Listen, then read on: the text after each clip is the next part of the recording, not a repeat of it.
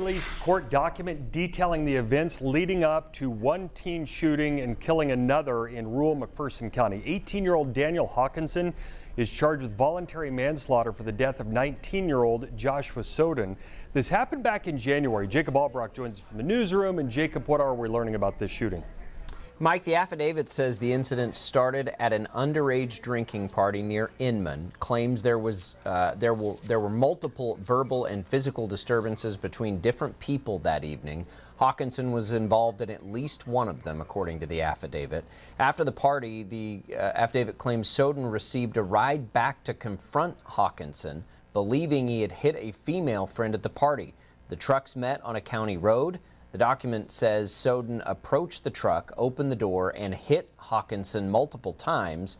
That's when Hawkinson pulled out a gun and shot 3 times. The affidavit says Hawkinson then drove off, driving over Soden's legs, and threw the pistol from the truck before calling police. Hawkinson was not arrested until March. He was released on bond, expected to return to court for a preliminary hearing. Mike? Thanks, Jacob.